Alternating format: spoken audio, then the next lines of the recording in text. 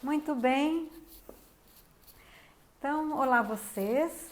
Para quem não me conhece, meu nome é Aline Gonzalez Salomão.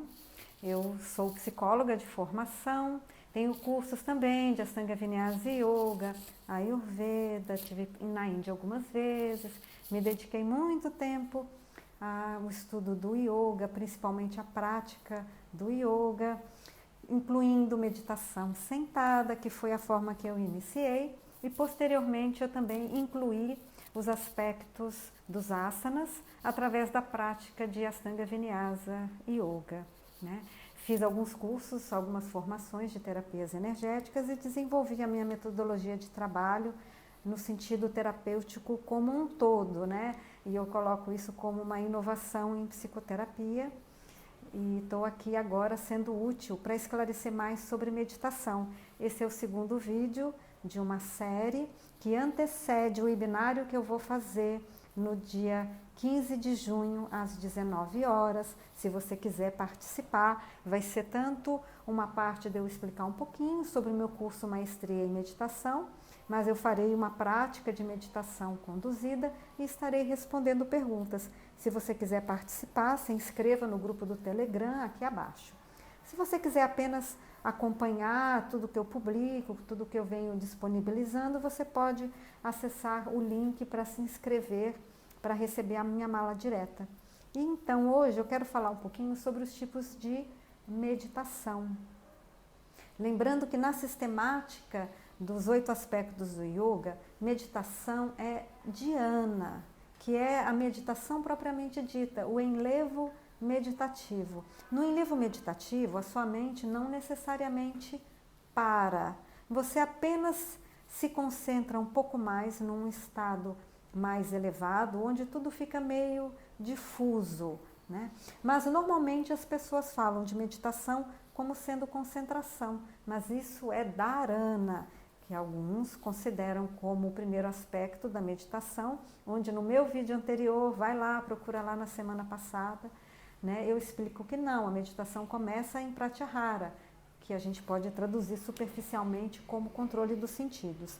Mas aqui eu vou estar falando um pouquinho sobre os tipos de meditação, para que observe se você já pratica, como fazer algum entendimento maior sobre isso, ou se você que se interessa por, está buscando conhecer cada vez mais para poder escolher uma prática de meditação, eu vou trazer um pouquinho sobre os tipos de meditação.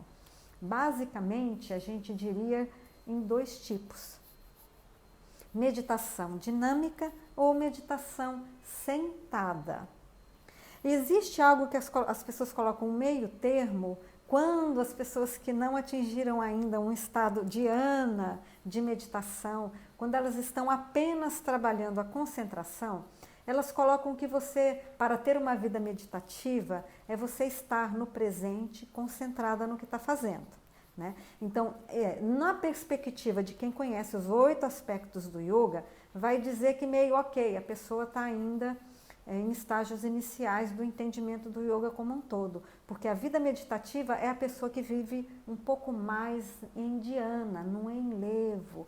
Então seria uma vida mais contemplativa. Então digamos que assim, sabe quando você faz uma viagem e você não é o motorista, né? Então você é o passageiro. Então você pode apenas não se fixar em nada exatamente e curtir a viagem. Então isso seria, quando a gente fala que a pessoa vive em meditação, a pessoa viveria assim. Só que aí a gente corre o risco de dizer que essa pessoa tem déficit de atenção, né? Que ela é distraída, que ela é desatenta. Não sei. Talvez essa pessoa pode realmente ter déficit de atenção, né? Mas pode ser que essa pessoa ela tenha uma tendência a uma abertura espiritual maior, né? E é uma coisa que a gente ouve falar, a gente discute isso nos meios terapêuticos, né?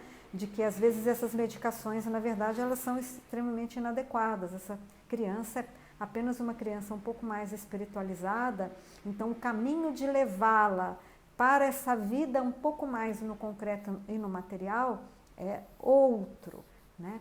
Então, digamos que esse meio termo que as pessoas colocam entre a meditação sentada e a meditação dinâmica, esse estar presente no aqui e agora, como sendo vida meditativa, não é exatamente, né? Mas já é um início, né? Então pensa que um cirurgião, ele está completamente no presente, porque ele precisa ser muito atento e meticuloso, mas isso não é dhyana, meditação, isso é concentração, isso é dharana. Então ele faz um pratyahara, ele verte os sentidos ali, para aquele contexto, onde ele monitora o que está ao seu entorno, no sentido de controle, para que ele bem suceda, principalmente se é uma cirurgia de risco. Então, é muito importante você ter essa diferenciação de que concentração não é meditação, né? Mas você treinar a estar no aqui e agora é uma forma de você manter a disciplina da sua mente, que é o grande desafio na nossa cultura. Porque a nossa cultura é penso, logo existo, né? E a gente fica fazendo um monte de fantasia na nossa mente, projetando, porque eu fiz isso, porque eu fiz aquilo, quando eu encontrar a pessoa, vou falar aquilo. Então, assim, quanto mais competitiva é a natureza egóica da pessoa, mais mental ela vai se tornar, mais escrava da mente, né? Ela se torna e acaba que a vida dela fica sendo isso, é o que eu penso que é para ser, né? E acaba que ela cria uma rigidez de personalidade. A meditação pode ajudar muito nesse sentido, principalmente se a pessoa realmente quiser fazer um trabalho, que aí é o trabalho real do processo da meditação, quando ela é inserida no yoga, como os outros aspectos do yoga. A prática tradicional, eu chamo de prática careta, é a melhor delas para quem quer ter autoconhecimento, evolução espiritual, né? E purificação das suas memórias, que é a meditação sentada, que busca silêncio.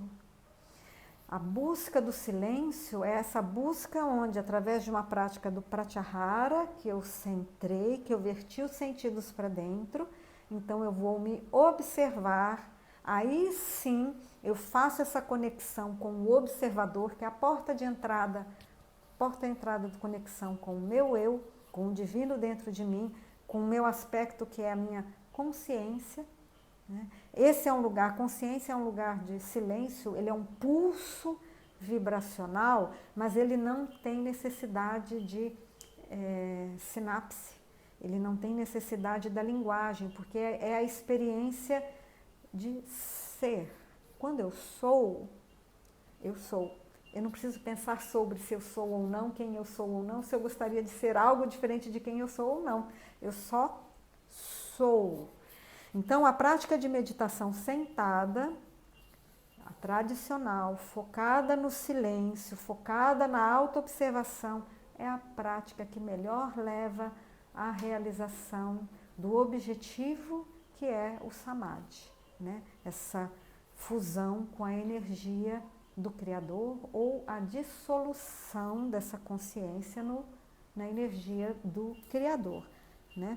Então, digamos que a nossa cultura acha que isso nem existe, né? Porque o Criador também nem existe, né? Então, fazer meditação com esse objetivo é tipo assim, vocês são loucos, né? Mas eu penso que é apenas uma perspectiva. Essa pessoa não está fechada para essa experiência, estando fechada para essa experiência, né? Se eu nego que isso existe, isso não existe para mim, né? Até eu experienciar.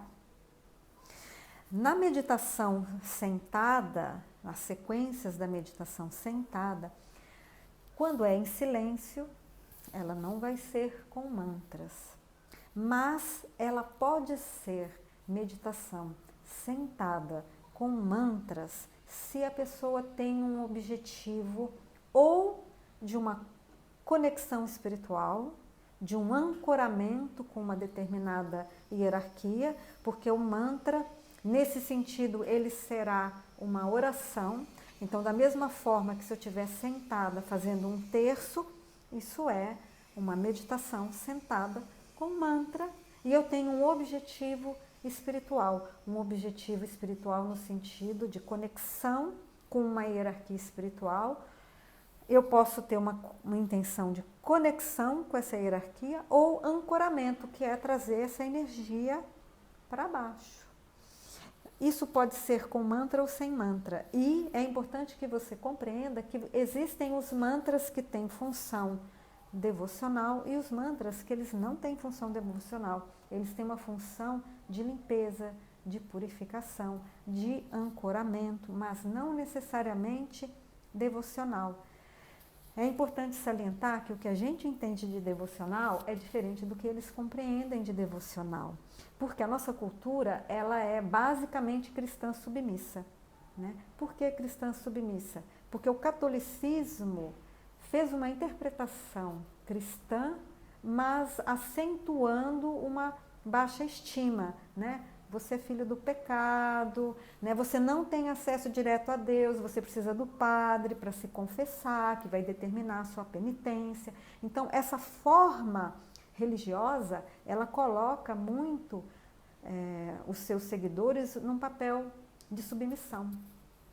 E esse devocional é como se eu sou um pecador, então eu preciso de uma purificação XYZ, mas sendo um pecador e não filho de Deus. E não foi exatamente isso que Cristo nos comunicou. Ele nos colocou todos no patamar de, olha, nós somos filhos do Criador. Se eu sou filho do meu pai, eu não preciso de um padre para falar com meu pai, eu chego e falo, né? Mas, digamos que no aspecto psicológico, né, essa religião acabou fazendo uma submissão, e a gente tem isso muito nítido no Brasil, pelo menos para mim é muito nítido, né, como as pessoas são passivas, né, como elas realmente sofrem e sofrem e sofrem, e aquilo que é o negativo, aquilo que é o mal, se alastra, e a gente atualmente está assistindo tudo isso, né. Mas veja, como combater o mal sem fazer mal a si, fazer mal ao outro. Então, digamos que o catolicismo, como uma grande referência ainda religiosa no Brasil, nós somos o resultado dessa função psicológica, né?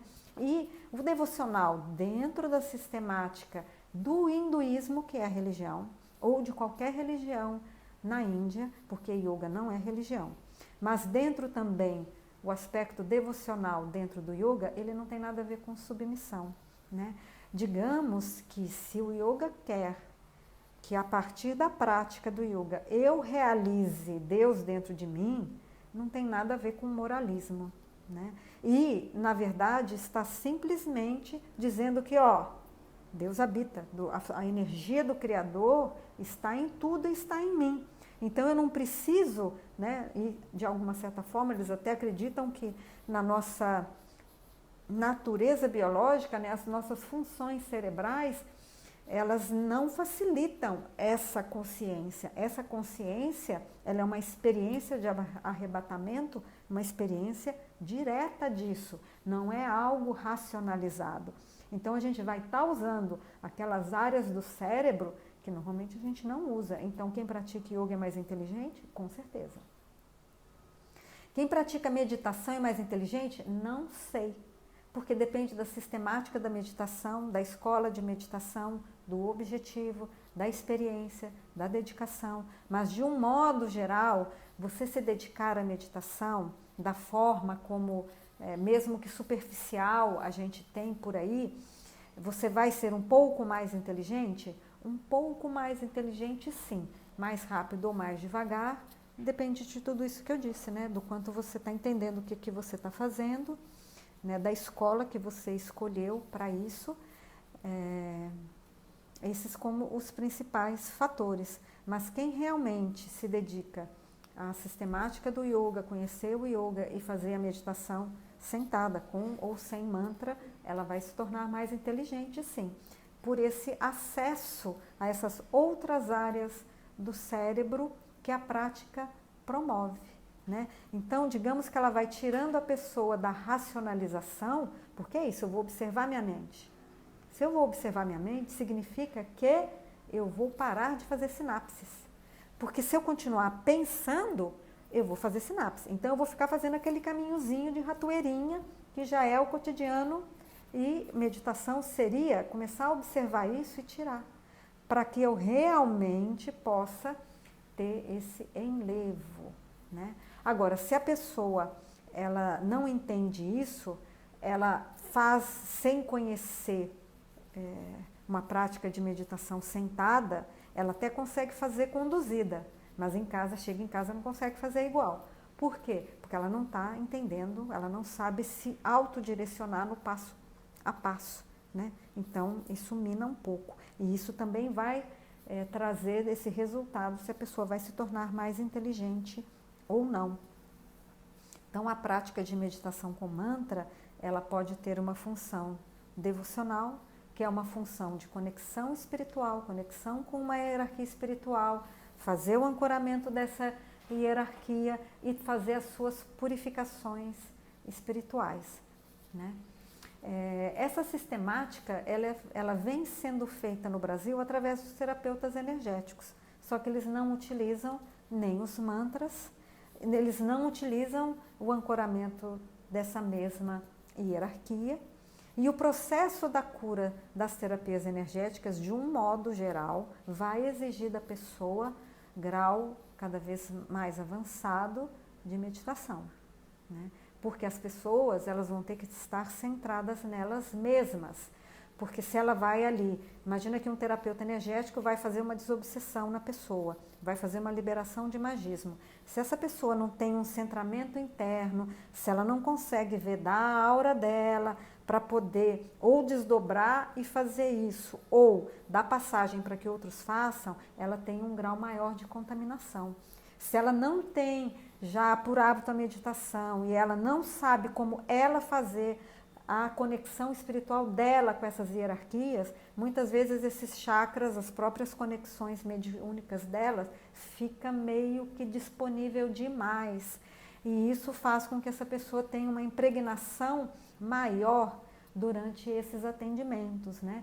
Então, eu tenho a oportunidade de ter como clientes de terapia corporal e mesmo atualmente de terapia energética, de psicologia, pessoas que sejam sensitivas e terapeutas energéticos. Então, eu oriento muito essas pessoas na disciplina, quando elas ainda não têm, mas às vezes alguns ajustes na orientação, da forma que elas se purificam, a partir do yoga. Por quê? Porque como elas não conhecem necessariamente do yoga, elas às vezes não conseguem vedar suficientemente e vão tendo isso, elas vão se impregnando demais, né? E eu tive a felicidade de praticar o yoga, seja sentada, na meditação sentada, eu tenho um foco em Pratyahara de forma natural desde a minha infância, e também tive a oportunidade de fazer Ashtanga Vinyasa Yoga, que é uma meditação dinâmica. E é uma meditação dinâmica muito desafiadora, ela é uma prática relativamente longa de sequência de asana, onde você faz o pranayama, a respiração, junto. E digamos que, como eu já tinha por hábito Pratyahara, verter os sentidos para dentro, você fazer uma meditação dinâmica, numa prática que você tem uma respiração Ujjayi, um pranayama Ujjayi, de aquecimento. A prática de meditação dinâmica é de purificação orgânica. Só que na hora que você vai fazendo essa purificação no seu orgânico, há uma purificação intensa do segundo corpo, que é o corpo das memórias. Então, essa prática de meditação dinâmica do Ashtanga Vinyasa Yoga, ele promove não só a purificação orgânica do tecido celular, como das memórias do corpo etérico, né? E quanto mais você consegue fazer dela uma meditação de verter os sentidos para dentro, aí não tem mais limite de que nível de memória você está lidando, se é celular, se é genética, se é de vida passada, dos antepassados, enfim, você tem ali um potencializador gigante para o bem e para o mal, né? Claro que eu usei para o bem. Então, a prática de meditação dinâmica, o Ashtanga Vinyasa Yoga é um dos exemplos. Tai Chi Chuan é uma outra modalidade. Todas as lutas marciais dessa época, da antiguidade, elas tinham como premissa a meditação dinâmica. Claro que a gente sabe que algumas dessas escolas também faziam a meditação sentada, mas elas tinham a educação da meditação dinâmica. Isso empodera a pessoa enormemente, né? Mas são outras inteligências que fazem emergir através dessa combinação de uma meditação dinâmica, de autoobservação, de silêncio, e no caso da arte marcial, da luta, né? Então esse centro de observação, esse senso de presença, esse Pratyahara, tem um filme muito bonito que fala disso, né? Que foi um filme que o Tom Cruise fez, se não me engano, é O Último Samurai, né? Então é um filme muito didático para quem quer entender sobre meditação, sobre honra, sobre lealdade, sobre o guerreiro virtuoso, né? Que é você não ter a raiva, você depurar a ira, a raiva e permanecer apenas com o poder. Então a prática de Ashtanga Vinyasa Yoga é uma prática de poder, é uma prática para guerreiros, de guerreiros. Então ele traz um fortalecimento e uma purificação muito grande, né? Ela já não é uma prática tão interessante enquanto ancoramento. Você faz um mantra antes, um mantra final, no sentido de trazer essa hierarquia, né, presente para enquanto você faz a prática, né? Então, esse entendimento o yoga tem como um todo, né? Aqui, novamente falando, as terapias energéticas é que vão buscar as meditações sentadas, de um modo geral, para fazer ancoramento, seja da pessoa se ancorar a uma hierarquia, seja ancorar a hierarquia no ambiente. O yoga faz isso automaticamente, através dos mantras, né? É claro que eles conhecem esses mantras, os mantras que são para ancorar, para se conectar, para se purificar, ou apenas os mantras para limpeza vibracional, não necessariamente devocional.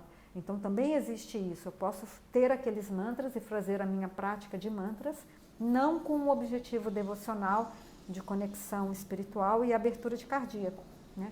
Mas simplesmente para minha própria purificação, ou mantras de poder, né? Você também tem essas questões, né? Que o mantra, ele é digamos que é um frequenciador, né? Então cada mantra é uma frequência. Você repeti-lo, ele ecoa em você. Então você vai se tornando ali cada vez mais um campo emissor frequencial consciente, porque nós somos um campo frequencial, nós seja para captar, seja para vibrar para fora, né? Então nós somos doadores e receptores vibracionais simultaneamente, né? E novamente, isso, digamos que as nossas religiões, elas são um pouco místicas, né? Nesse aspecto energético, vibracional. Então isso passa batido. Algumas religiões não, elas vão fazer isso do passe, elas vão fazer isso das limpezas, dos encaminhamentos, das magias, né, da limpeza por banhos, né? Então a gente tem sim algumas religiões que fazem essa compreensão. A sistemática do yoga, que não é uma religião, ele é uma ciência, ele traz isso tudo como uma bagagem de conhecimento e vai fazer isso de uma forma sistematizada. Então, a pessoa que está nesses 8 aspectos, ela pode lidar isso apenas como algo mais intelectual, ou ela pode realmente vivenciar de uma forma mais mística, né? E é muito interessante que aí a natureza biológica e hormonal, ela vai fazer uma diferença. De um modo geral, os homens, eles vão buscar caminhos mais intelectuais e as mulheres vão buscar o caminho mais místico. Então, mesmo na Índia, é mais comum você ter as mulheres vivenciando o caminho iógico de uma forma mais mística e os homens buscando mais pelo intelecto, pelo conhecimento. Então, à vista aqui, eu sou uma mulher pouco comum, porque eu sou uma mulher que navega, seja no aspecto mais místico, experiencial e energético, mas eu também tenho uma função de intelecto muito ativa. Então, eu também tenho uma necessidade, uma facilidade de acesso ao conhecimento e normalmente eu falo dos conhecimentos de forma mais prática e objetiva, porque eles são práticos e objetivos, e de uma certa forma assim eu consigo me comunicar com homens e mulheres, né? Ou pelo menos essa é a minha intenção, homem e mulher falando apenas da natureza biológica e não das preferências sexuais ou questões de identidade sexual, né? Então, só para resumir, as meditações dinâmicas, elas são mais favoráveis para o silêncio, para as limpezas, seja das memórias emocionais, padrões mentais e físicas, mas para mim, a meditação dinâmica é melhor para as questões reflexivas. Então, você ter uma meditação reflexiva, pelo menos para mim, ela é mais fácil de fazer em movimento. Como é isso? É muito simples, sai para caminhar. Se você sai para caminhar com o objetivo de refletir sobre algo, esse movimento do caminhar, ele ao mesmo tempo absorve e esgota parte da sua mente, ela ajuda a você manter os seus sentidos mais no aqui, no seu corpo, e na hora que você quer pensar sobre, você consegue ficar mais neutro. Então, meditação reflexiva, eu não ensino no meu curso Maestria em Meditação. Quando eu fiz os cursos presenciais, eu promovi apenas uma experiência de como seria isso, mas a meditação reflexiva sentada, a pessoa ela tem que ter um domínio melhor do silêncio interno para conseguir fazer. E quando a pessoa ela está no movimento, é mais fácil, porque o próprio movimento já esgota uma parte do mental. E essa pessoa pode refletir sobre esse tema de uma forma um pouco mais distanciada, mesmo que ela tenha alguma questão emocional, ou mesmo se essa pessoa está refletindo sobre alguma questão emocional, algum relacionamento, o que fazer, o fato dela estar se movimentando esgota uma parte da mente e ela consegue olhar um pouco mais distanciada, um pouco mais desidentificada e assim fazer um processo de meditação reflexiva. A maior parte das pessoas são ruminantes, sabe, boi, vaca, é tipo isso. Você me perdoa que eu estou sendo assim meio grosseira e direta, dizendo que a sua mente é como um estômago de uma vaca e de um boi, ruminante. Só que quando a gente percebe em terapia, principalmente quando as pessoas adotam só a psicoterapia, às vezes a psicoterapia demora um tempo mais longo do que poderia ser ou que deveria ser, porque a pessoa tem uma mente ruminante. Então, até ela educar essa mente para ser uma mente capaz de ter um insight, demora, né? E a meditação sentada, ela começa a educar a mente. A meditação dinâmica, mais ainda, porque esgota a mente, ela começa a educar a mente. Né? E essa mente que ela é ruminante, que é uma mente doente, neurótica, repetitiva, ou muito obtusa, muito fechada num ponto só, naturalmente essa mente começa a se reeducar para que ela possa fazer um processo de psicoterapia verbal, né? E mesmo ter uma prática de meditação reflexiva sentada. E é por isso que eu não ensino meditação reflexiva no meu curso Maestria em Meditação. Por quê? Porque eu não sei a natureza de mente dessa pessoa. Essa pessoa que vai comprar o meu curso, eu não sei a qualidade de saúde da mente dela. Aí eu vou oferecer uma coisa que a pessoa nem vai conseguir fazer, né? Então, como é algo que é para quem não está na minha frente, que eu não consigo avaliar, então eu preferi nem colocar ali. Né? E isso, na medida que as pessoas participarem do meu curso, se engajarem, que eu vou estar ali tendo uma comunidade, vou estar fazendo algumas práticas de meditação também, né? Para as pessoas aprofundarem, para elas poderem se beneficiar e sentir, principalmente a parte de meditação de limpeza energética, né? Que eu vou estar para quem fizer o curso, nessas comunidades, está propiciando. Então, gradativamente eu vou motivando as pessoas e a gente vai experimentando isso, que seria a meditação reflexiva, que ela precisa, enquanto meditação, ter um grau de saúde mental para fazer, né? É claro que se a pessoa está um pouco com a mente muito perturbada, ela também vai ter dificuldade de fazer uma meditação de ancoramento, de limpeza energética sozinha, né? Mas com certeza a mais indicada aí, no caso, é a meditação dinâmica, né? Ou mesmo a prática de meditação sentada e ela ir vivendo os desafios de se harmonizar e silenciar, que é muito bom. As práticas de limpeza energética sentadas, né?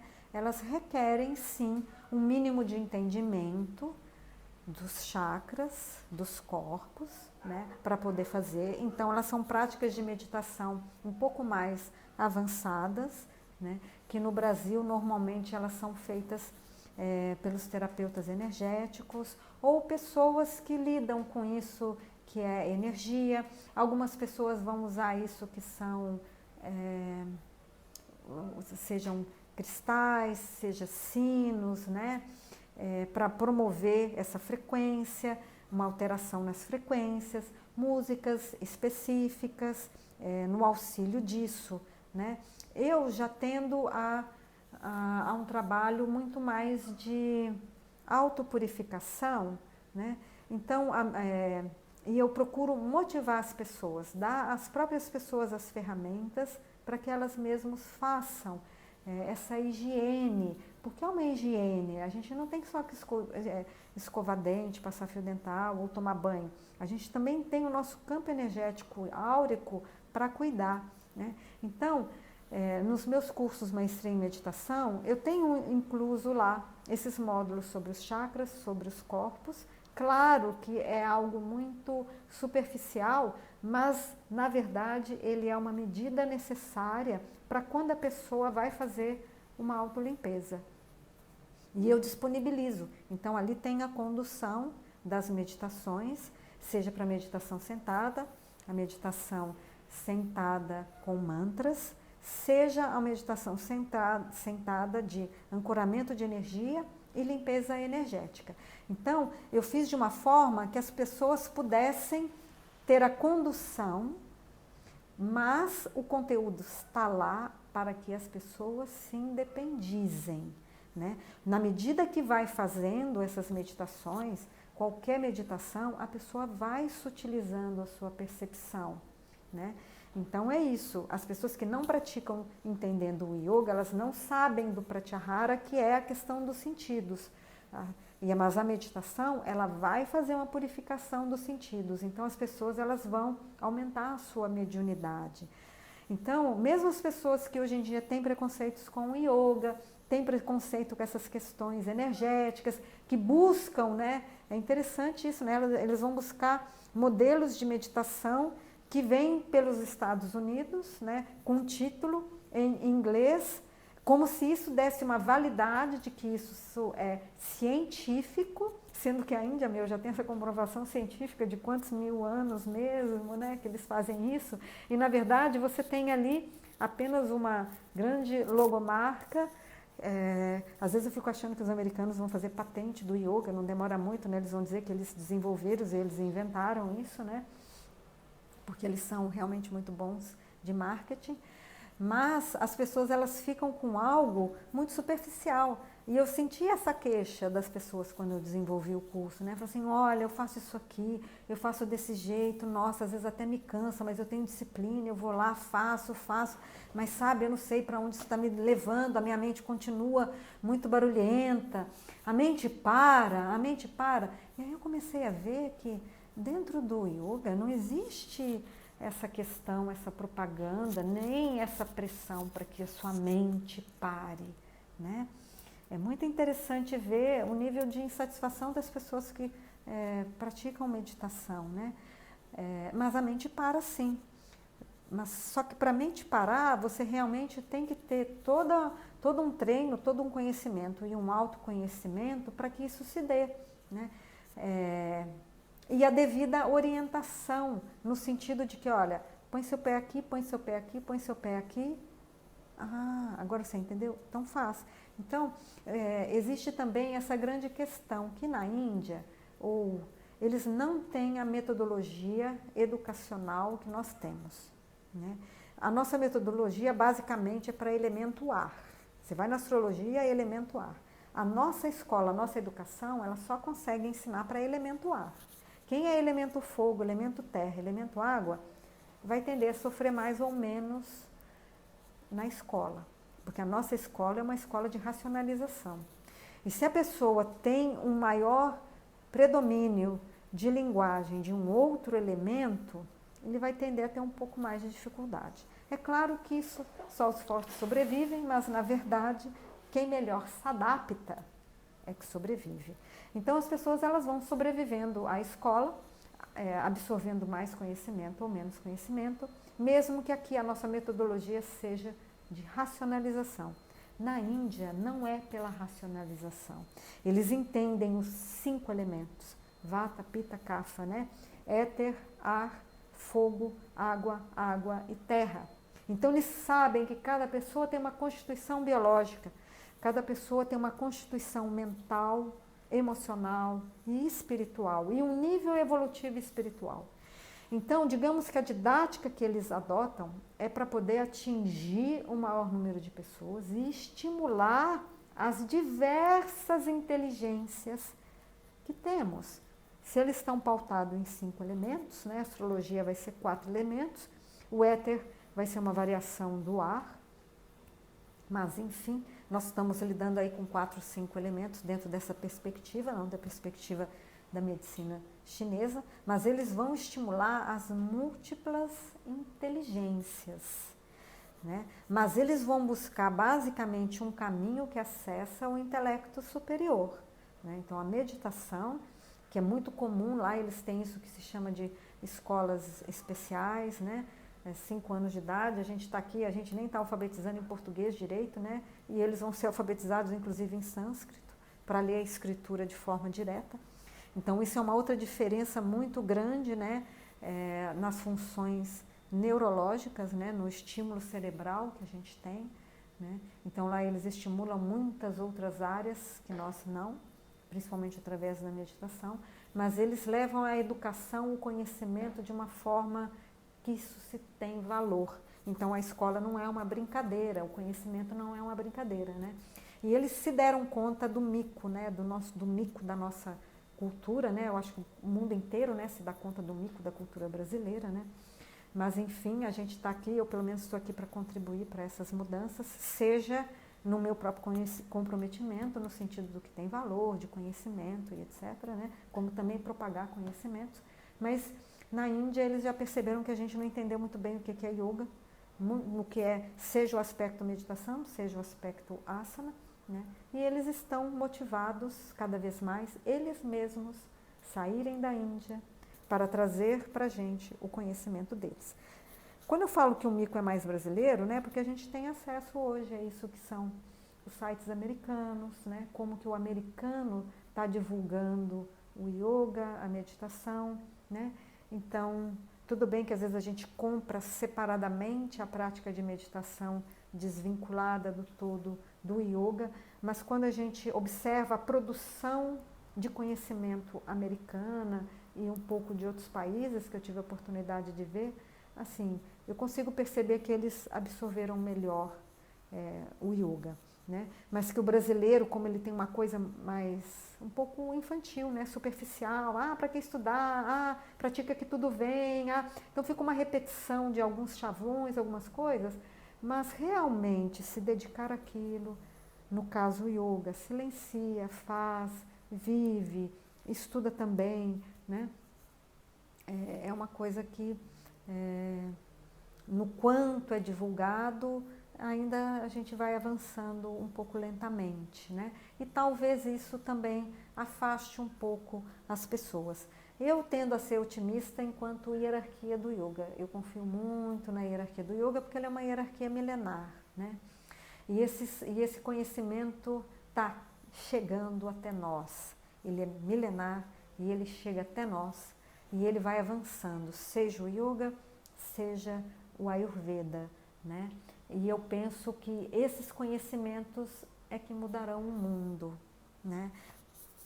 Porque eles são conhecimentos realmente fundamentais, atemporais, independente do momento, da crise, da cultura, eles têm uma verdade de realidade que impera e gradativamente, mesmo que com as nossas dificuldades de hoje, né, a gente vai estar absorvendo esses conhecimentos. Então, se você quer crescer espiritualmente, se você quer ter autoconhecimento, se você quer ter uma profunda conexão espiritual, purificação espiritual, se dedique aos 8 aspectos do yoga. Se dedique estudando, se dedique praticando, porque é um caminho reto e certo, né? É claro que a princípio você pode vivenciar isso com muitas crenças, muitas contaminações de crenças da nossa cultura, seja da submissão, seja de achar que não precisa estudar, mas se você for praticando, isso vai trazendo o seu despertar de consciência, e aí sim pratica que tudo vem, no sentido de você se comprometer em fazer a sua parte, porque essa prática vai te transformando e você vai ter necessidade de outras coisas, você vai se abrir para outras coisas e você fará com que aconteça. Então, gratidão. Semana que vem a gente continua trazendo um pouco mais de aprofundamento sobre meditação, entendendo isso dentro da sistemática do yoga, até chegar no nosso webinário, que será dia 15 de junho. Gratidão.